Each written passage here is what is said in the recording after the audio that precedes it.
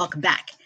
We are doing activity-based costing. In the last video, we went through the first 4 steps of the process. Now we're going to do the last 2 steps. So on the second page, remember the first page of your worksheet has the data, the second page has a worksheet. I have copy and pasted the worksheet over onto the first page because it's going to make it easier for us to look at everything at once. And because really I don't know how to do split screen, and today is not the day I'm going to learn. All right, so I've copied over our worksheet. So the first thing the worksheet asks us to do is really to replicate some of the information we have, just so we have it all in one place on the worksheet. So first it wants us to just list our overhead cost here. So I'm just going to get this from here and make sure it's going in the same order. Changeover, machining, setups, welding, inspecting, rework, purchasing, providing space, providing utilities. It is going in the same order. So I can just copy and paste this down, save myself a little time. You're more than welcome to handwrite it or to type each one individually. Okay, quantity of driver. So that's this one over here. This is our quantity of driver. So I'm going to put this here. This is kind of taking us back to the first few steps. And then the cost per driver. And I could just copy and paste this down, but I'm going to just recalculate it just because I'm suspicious by nature. And if I'm going to use something, I want to make sure I have a nice fresh calculation. This is just me being a little crazy. This is not something you have to do. But I will tell you, when you get into the workplace, I don't mind copying and pasting my own work. I'm always a little leery about copying and pasting someone else's work. I like to go through and verify it independently myself because I am an inherently distrustful person. Okay. But, you know, if I use someone else's work and then it's wrong, I can't be like, oh, well, it's their work that was wrong. If I used it, now I have responsibility for it. That's just a little lesson on the realities of the real world. Okay. So now I have to determine how much of each driver or how much of each driver did we use to make each product. So I've got 2 products. I've got product model 145 and model 212. So now it's saying how much of the drivers did I use? Okay, here's the tricky part where I guess you could say I'm trying to trick you, but really what I'm more doing is trying to encourage you to pay attention. Okay, so the first one is units produced. We use number of units to do providing space and providing utilities. So I'm going to go down here and the number of units goes down here, and that's how we're going to allocate providing space and providing utilities. So for model 145, it was 1,500. For model 10, it's 3,500. All right. The next one that they gave us is welding hours. So welding hours is how we allocate welding. So I'm going to go to my welding line here, and model 145 uses 800 welding hours, and model 212 uses 2,200 welding hours. All right, so then I'm going to go to, and you know what, I'm going to just focus on 145 first. That way folks who want to try this on their own can do 212. All right, so the next thing I have is batches. Number of batches drives changeover, and model 145 has 400 batches. Then I have number of inspections, which drives inspecting. So I go to my inspecting costs, and model 145 is 400 inspections. Then I have rework, and rework we said, wait, I'm going out of order here. The next is machine hours, and machine hours drives machining. So machining, model 145 uses 1,800 machine hours. Then we have setups. Setups drives, number of setups drives setups. So setups, 145 uses 60. And then we have rework orders. Rework orders drives the rework. And the number of rework orders is 160. And finally, we have purchase orders, and the number of purchase orders drives our purchasing costs. So purchasing, and we had 300 purchase orders for model 145. All right, so I have my overhead cost per activity. I have the total quantity of that activity that's going to be used across the plant.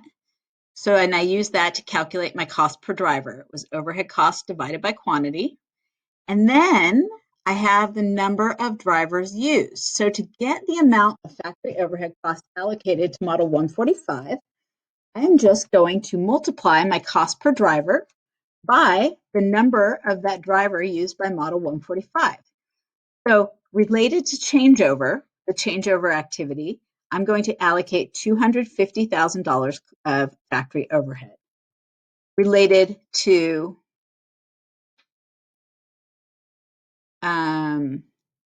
machining, I'll multiply the cost per driver times the number of drivers used, and I'm going to allocate $83,700 of machining costs or a factory overhead to model 145 related to machining. And I'm just going to, you saw I got a little distracted. I want to just expand this out because we have some partial things here.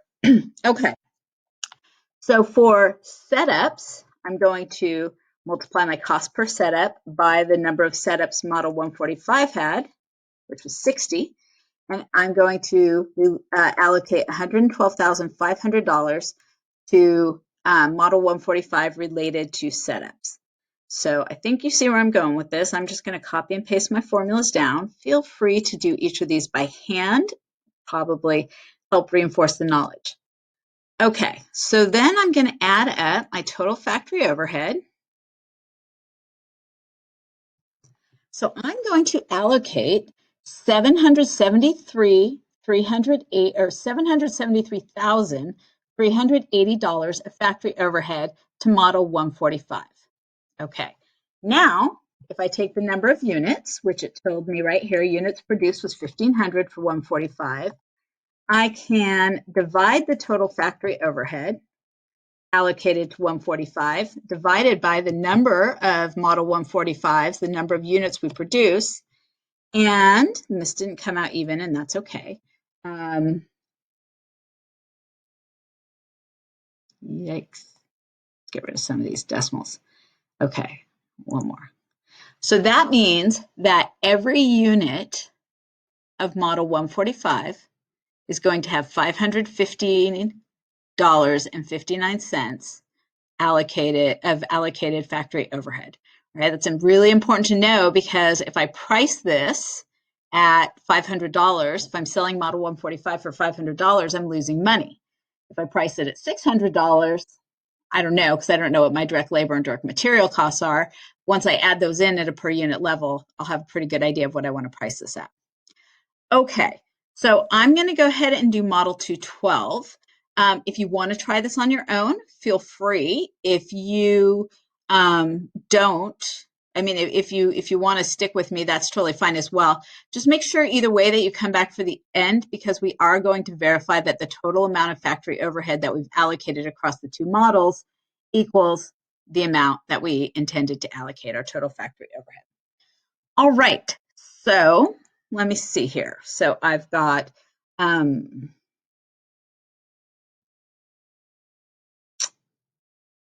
the changeover. Changeover does number of batches. My batches for model 212 is 400. All right, machining for model 412 is based on machine hours. Welding is for 212 is 4,200. No. 2,200 welding hours. Wait, that was setups. Sorry. Setups, number of setups is our setup. So that's going to be 60 setups.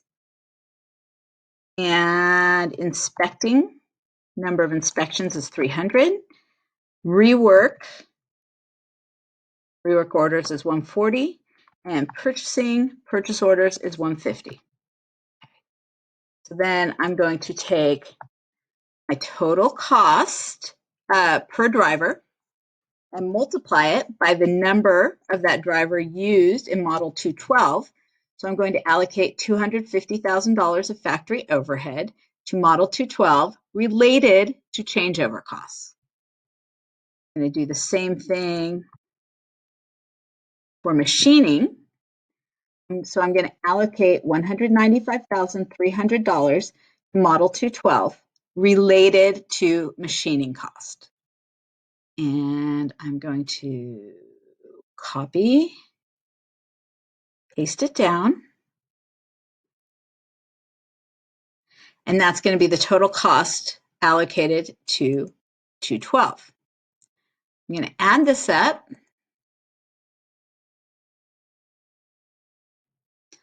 And in total, I'm going to allocate $927,920 in factory overhead costs to product 212. I'm going to make a total of 3,500 units produced of 212.